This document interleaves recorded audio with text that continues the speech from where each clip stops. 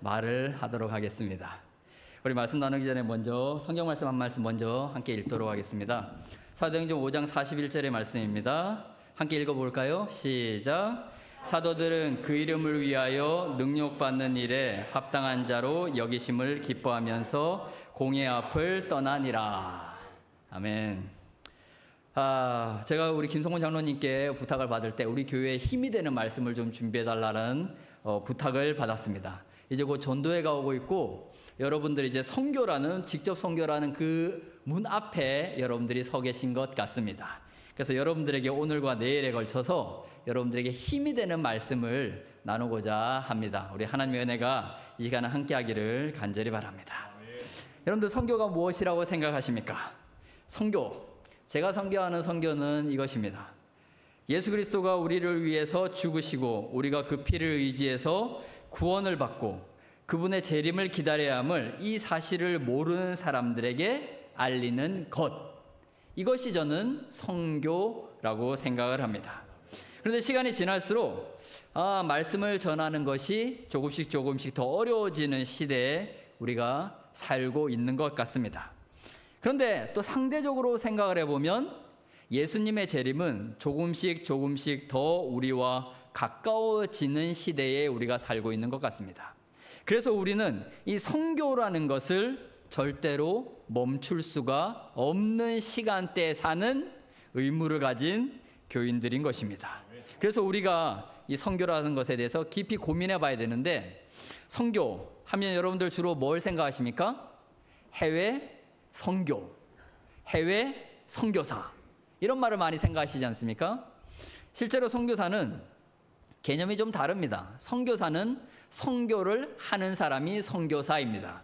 그래서 앞에 보시는 대로 이런 선교사들이 있습니다. 해외로 가는 선교사, 국내에서 선교를 하는 선교사, 의료로 선교하는 선교사, 음악으로 선교하는 선교사, 교육으로 선교하는 선교사, 기관에서 봉사하는 선교사.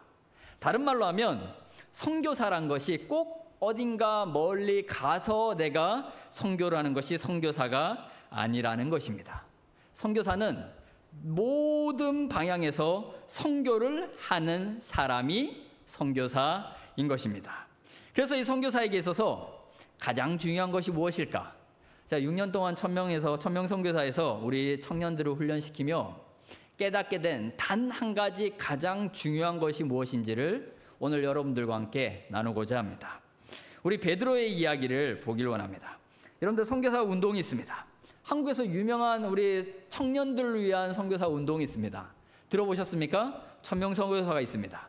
필리핀에 훈련원이 있고 다양한 나라의 선교사들이 그곳에 와서 선교지로 가고, 대부분 천명 선교사를 상상하면 힘들다, 오지다, 이런 것들이 대부분 상상이 됩니다. 콤파스라는 또 선교사가 있습니다. 서정원 앞에서 운영하는, 거기는 국내 선교와 해외 선교를 동시에 진행하며 말씀 사역의 중심을 담고 있습니다. PCM이라는 것이 있습니다. 우리 지회에서 운영하는 선교사 프로그램인데 현재 대만에서 선교사로 봉사하고 있고, 중국어를 공부해서 중국 학생들에게 선교를 하는 것이고, 무엇보다 그들에게 한국어를 가르치면서 선교하는 선교사들이 있습니다. 그리고 조금 전에 설명드렸던 AFM이라는 선교사가 작년부터 한국에서 됐는데, 이 AFM은 재림기별이 들어가지 않은 곳으로만 선교사를 파송하는 선교사 운동입니다. 이 부분은 제가 내일 시간을 좀 더 들여서 말씀을 드리도록 하겠습니다. 이러한 선교사들이 다양하게 있는데 여기에 공통점이 있다라는 겁니다. 여러분들 뭘까요? 그 공통점이 예수님을 전도하는 거 맞습니다. 그런데 그 전에 한 가지 공통점이 있습니다. 그건 바로 이겁니다. 하나님을 만나고 하나님을 전하는 것입니다. 대부분 사람들은 선교하면 하나님을 전하는 것에 너무 많은 비중을 두고 거기서부터 부담을 가지기 시작합니다. 하나님을 전해야 되는데 어떻게, 어떤 방법으로, 내가, 이런 것이 우리가 가지는 대부분의 선교와 관계된 고민들이라는 겁니다. 그런데 선교사는 그것이 첫 번째가 아닙니다. 선교사에게 있어서 가장 중요한 건 뭐라고요, 여러분? 첫 번째가 만남입니다. 하나님을 만나는 것이 첫 번째지 하나님을 전하는 것이 첫 번째가 아니라는 것입니다. 오늘 성경 말씀을 보면 아주 이상한 말씀이 하나 있습니다. 사도들은 그 이름을 위하여 능력받는 일에 합당한 자로 여기심을 기뻐하면서 공의 앞을 떠나니라. 다른 말로 하면 그 이름, 예수님의 이름 때문에 능력을 받는다. 이건 단순히 욕을 먹는다라는 얘기가 아닙니다. 고통을 받는다라는 얘기예요. 근데 고통을 받는 걸 뭐 하는 겁니까? 기뻐하는 거예요. 즐거워하는 겁니다. 좀 이상한 말씀인 거예요. 이 배경을 볼 필요가 있습니다. 우리 3, 4장에서 사도행전 3, 4장에서 복음을 전파하는 가운데 첫 번째 핍박이 나오는 것입니다. 그리고 핍박이 나온 그 다음에 나온 말씀이 저 말씀이에요. 그럼 여러분들 사도행전 2장에서 무슨 말씀이 있었습니까? 우리가 그 수많은 제자들이 성령을 받고 전도를 했더니, 말씀을 선포했더니 하루에 3,000명이 넘는 사람들이 뭐합니까? 침례를 받는 것을 보게 됩니다. 그리고 3장으로 넘어가면서 베드로와 요한이 성전을 들어가다가 안전뱅이가 한 명 앉아있는 걸 보고 하나님의 이름으로, 예수님의 이름으로 치료를 하게 됩니다. 그리고 나서 그 일로 인해서 이 베드로와 요한이 감옥에 갇히게 되는 것입니다. 감옥에 갇힌 이유를 성경은 이렇게 얘기합니다. 예수를 들어 죽은 자 가운데서 부활하는 도전함을 싫어했다.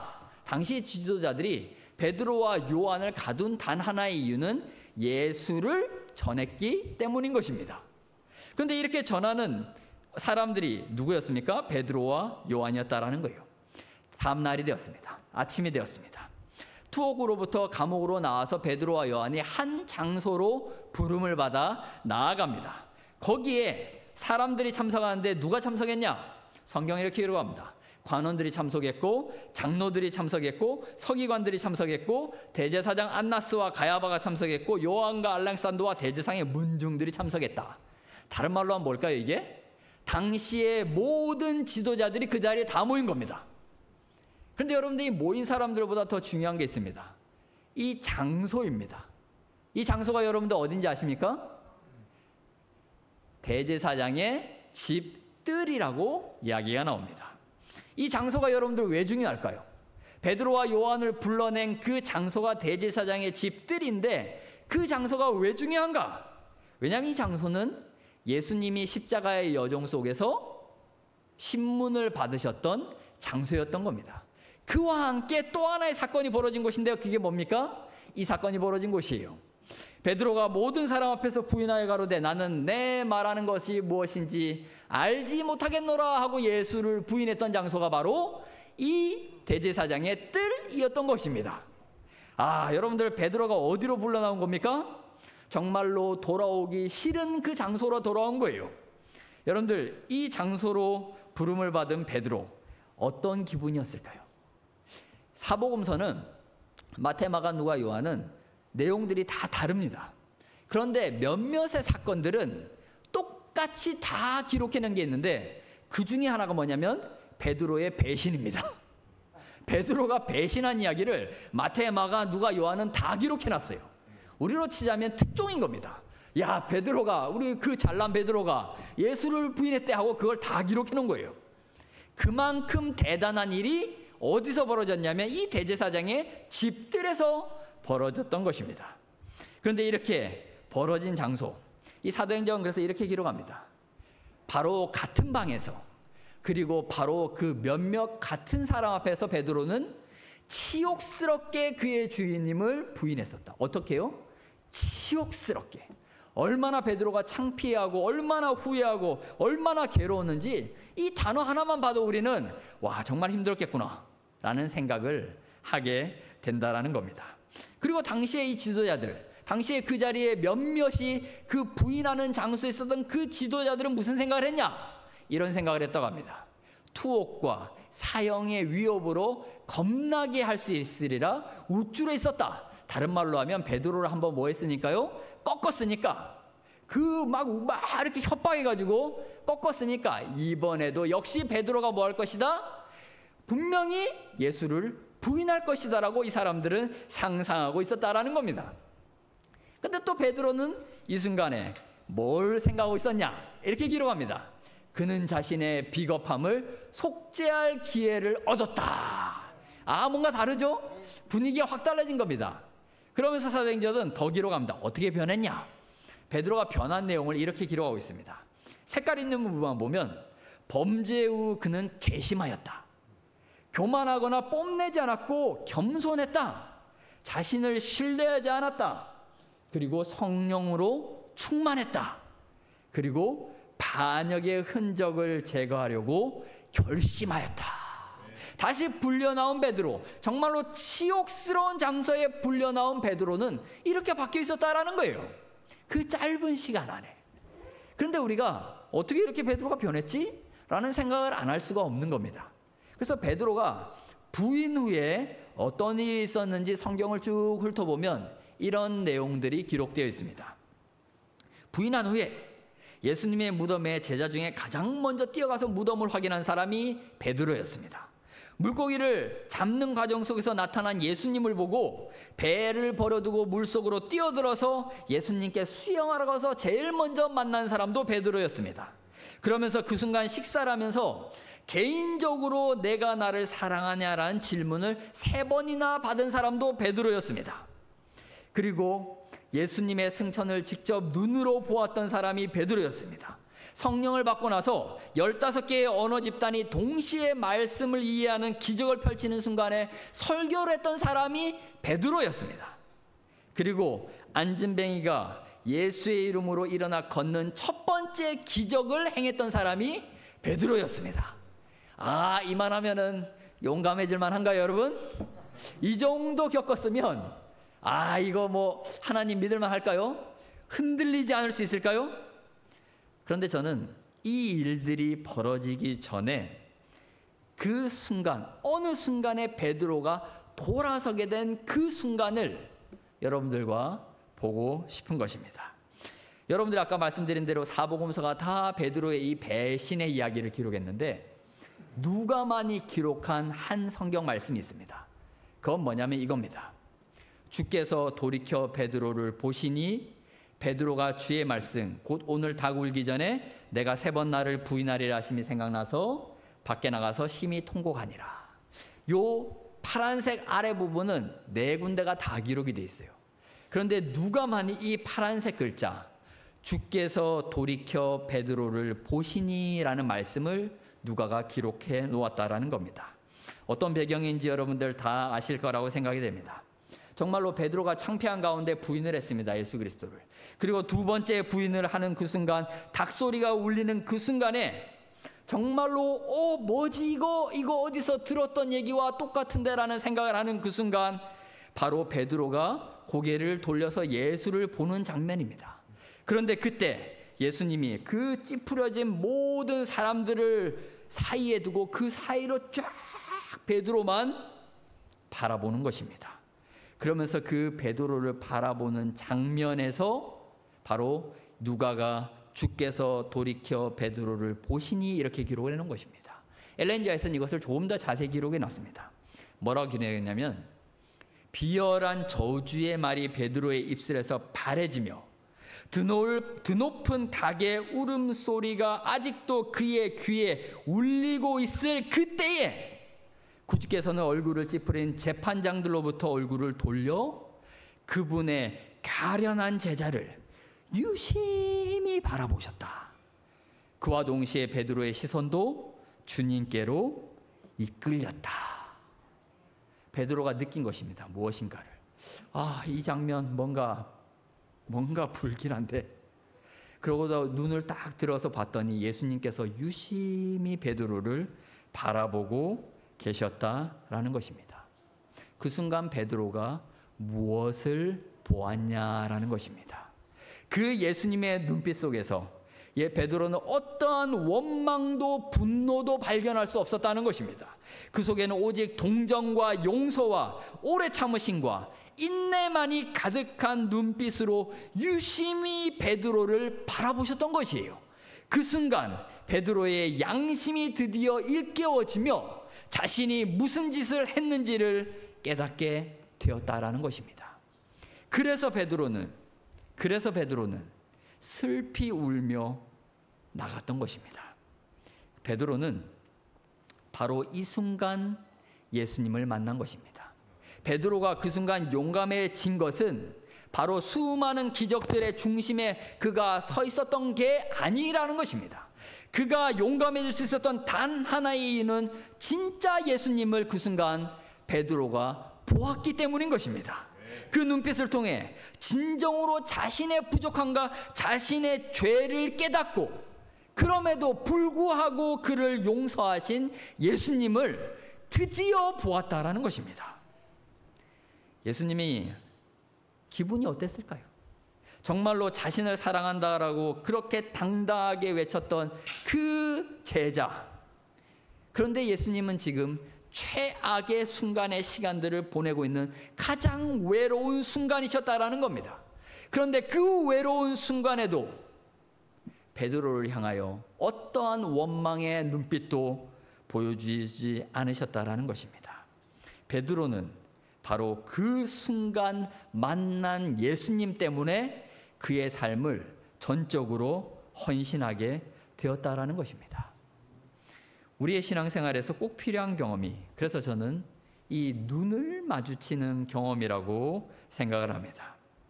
예수님의 재림이 가까워오는 이 시간, 우리는 예수님과 눈을 마주쳐 보았냐라는 것입니다. 그분 앞에서 나의 나약한 모든 모습을 내려놓고 그분의 눈빛을 바라봄으로 인해서 내 모든 걸 내려놓고 무릎 꿇는 경험이 내 삶에 있었는가? 그것이 우리가 생각해 봐야 될 부분이라는 것입니다. 여러분 각자는 예수님을 만난 경험이 다 있으리라고 생각됩니다. 저도 물론 있었습니다. 저는 2001년도에 천명 선교사를 다녀왔습니다. 대학교 3학년을 마치고 천명 선교사에 갔었습니다. 제가 오늘 알았는데 우리 김기수 목사님께서 저와 같이 선교사를 갔던 김인수 목사님이 계신데 그분의 형님이셨습니다. 어쩐지 왠지 더 저와 가깝게 느껴지셨습니다. 김인수 목사님이 저와 선교지를 나중에 스위치를 하셨어요.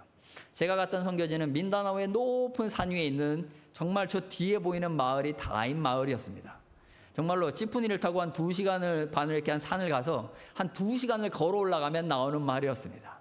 저런 마을에 갔더니 정말로 영어로 하는 사람이 아무도 없는, 민다나오는 비사야스라는 말을 쓰는데 저 사람들은 심지어 스바닌이라는 자기들의 말을 섞어서 쓰는, 말도 잘 통하지 않는 그런 동네에 제가 가게 되었습니다.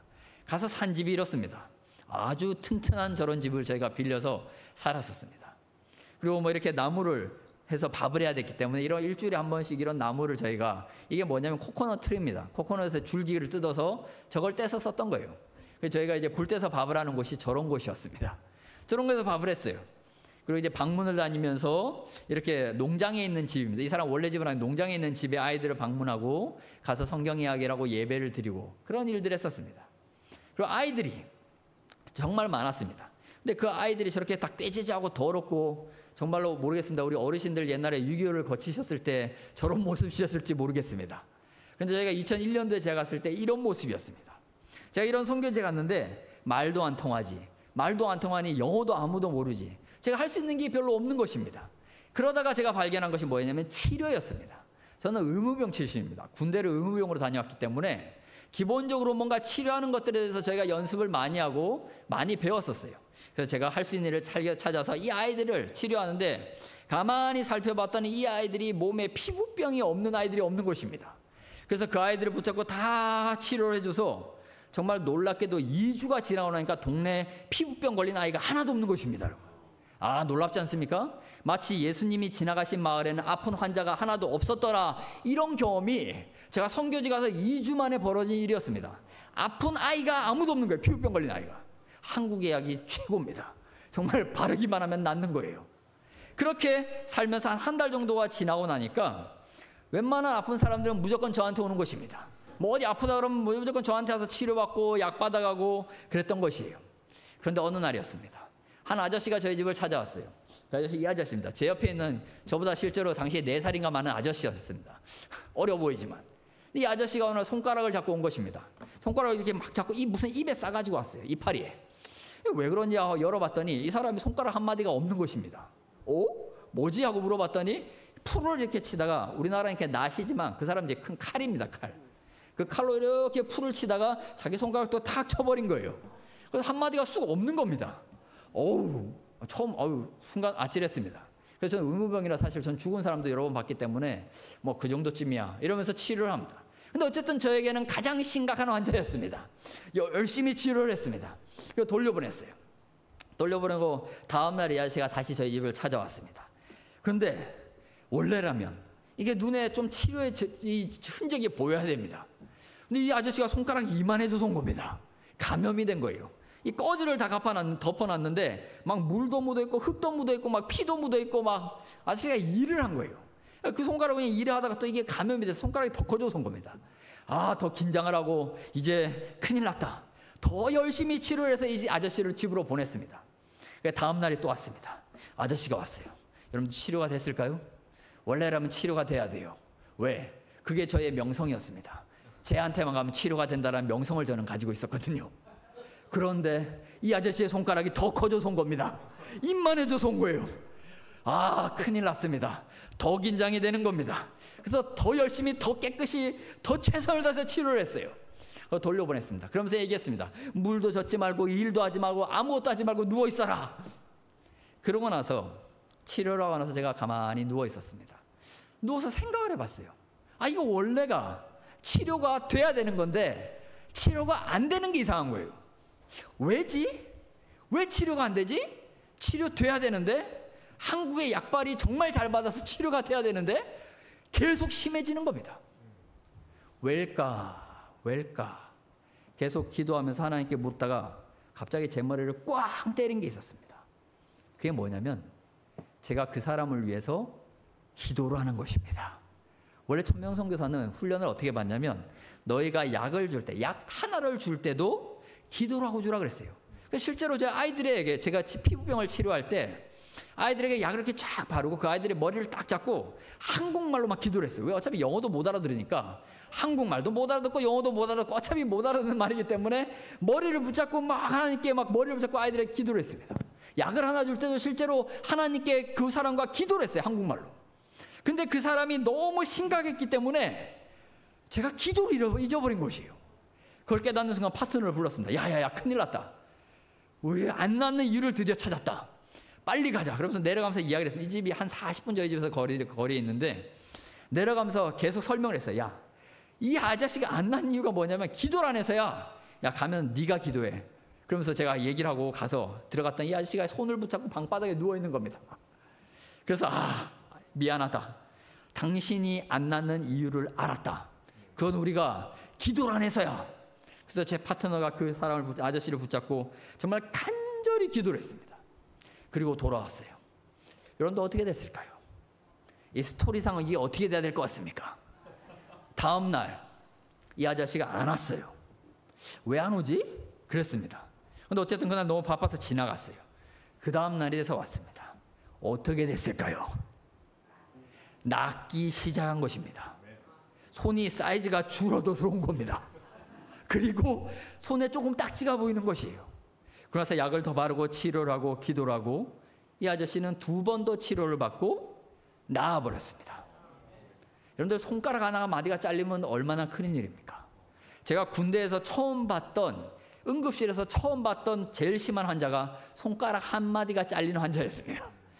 그 손가락을 얼음에 넣어서 왔길래 이게 뭐지 하고 들어봤다가 제가 깜짝 놀랐던 환자가 그 환자였습니다. 근데 제가 선교지에서 손가락 마디 하나 잘린 환자가 치료함을 받는 걸 보았다라는 것입니다. 저는 사실 모태교인입니다. 학교도 부산 삼육초등학교, 영남 삼육중고등학교, 심지어 신학과 3학년까지 다니다 선교사를 간 사람이었습니다. 그런데 하나님을 몰랐다라는 것입니다.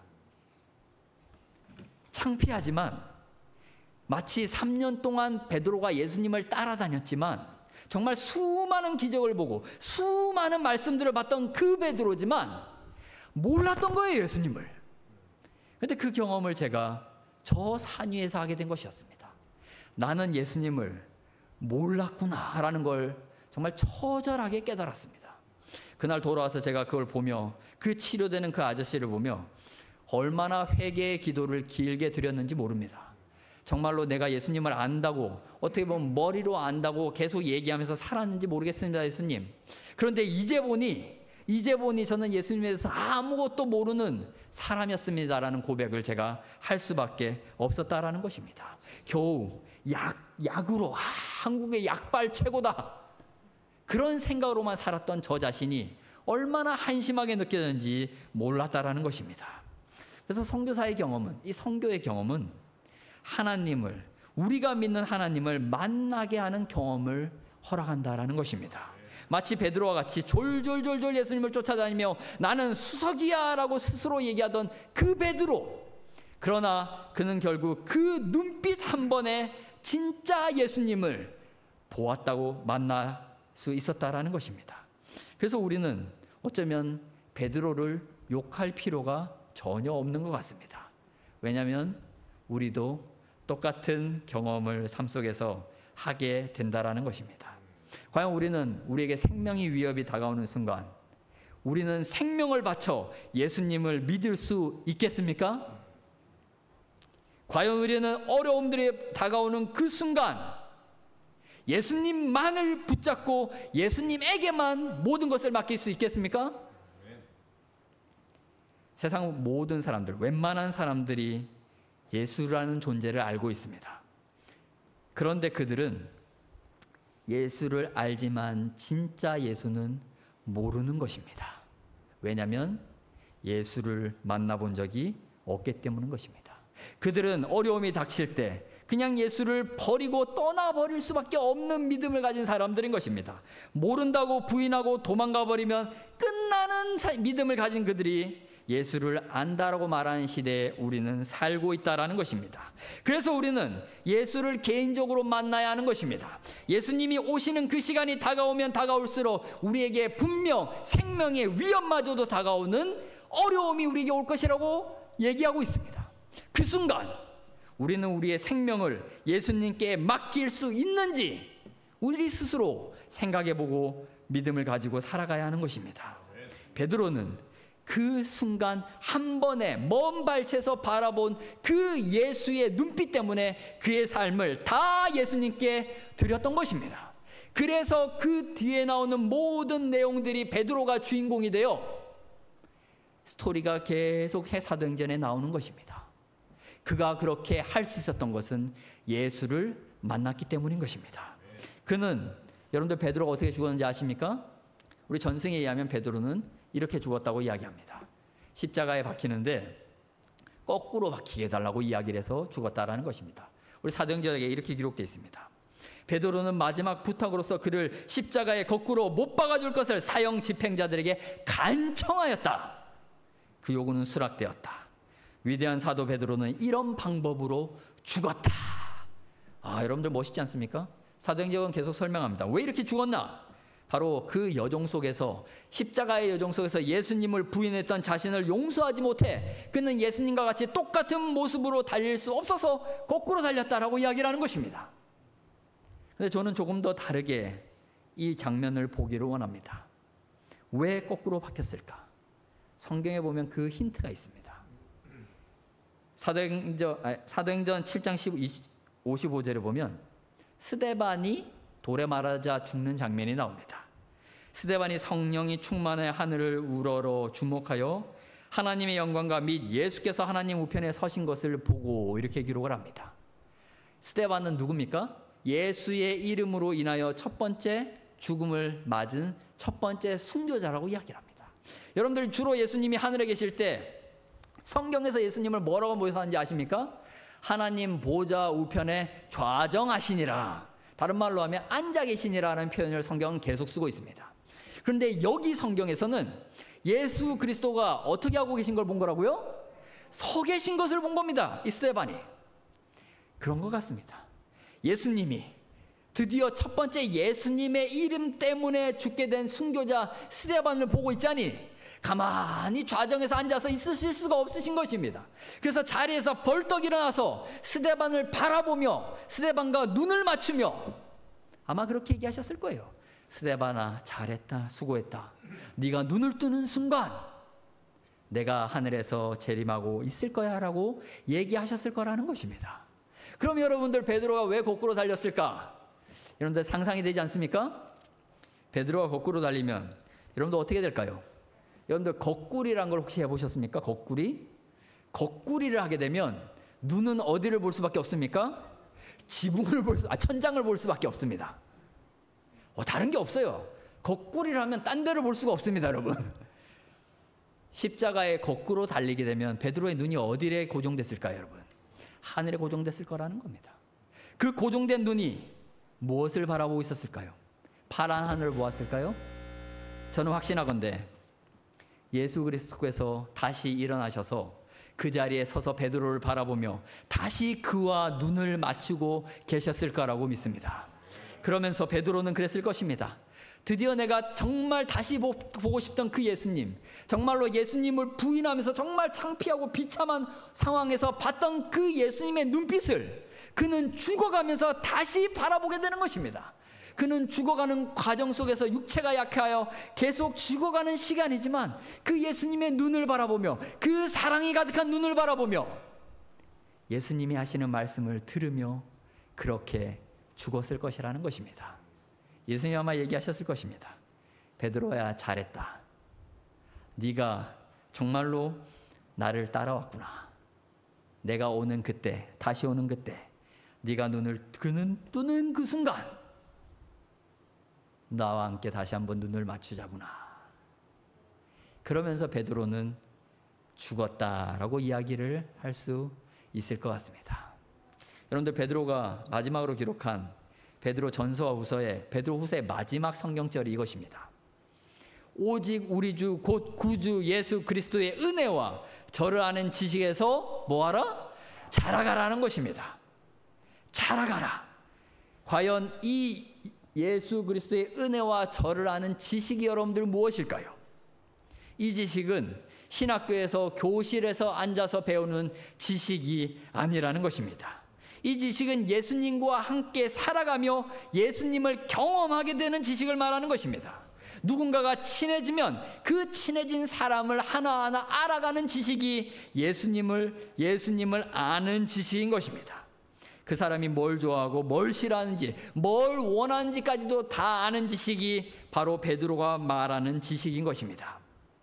예수님이 진정한 우리의 도움이 된다는 사실을, 나는 아무것도 아닌 존재임을 고백하게 되는 지식인 것입니다.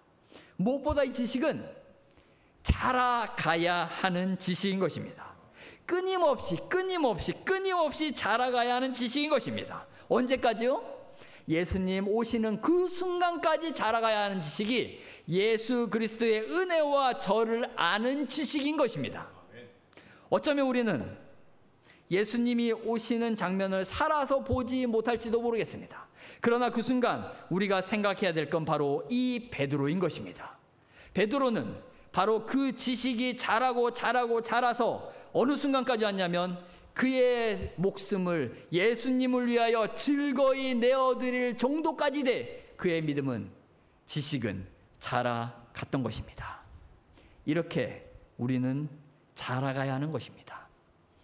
어디가 시작점이라고요? 예수 그리스도를 눈을 마주치는 것입니다. 그 경험이 있으면 선교가 여러분들 쉬울까요? 어려울까요? 쉽다라는 것입니다.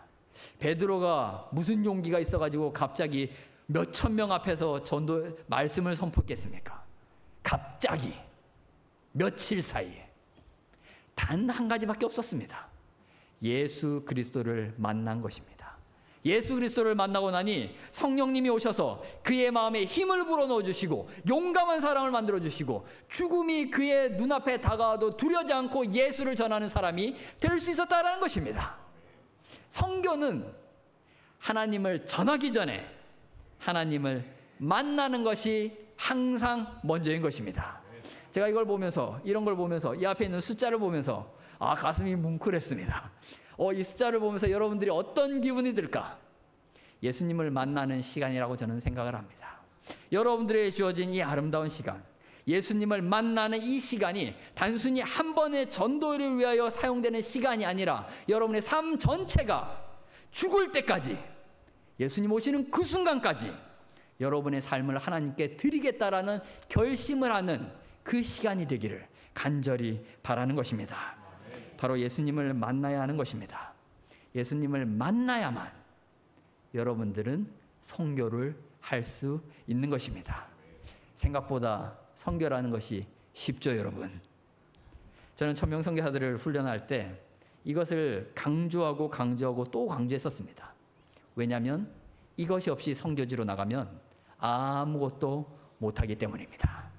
결심으로 할 수 있는 것이 선교가 아닙니다. 예수를 만난 사람이, 그 사람이 성령님을 통하여 하는 것이 선교인 것입니다. 너무 어려운 것 같지만 너무 쉬운 게 선교인 겁니다.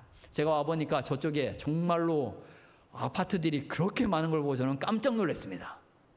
여러분의 선교지가 이곳인 것입니다.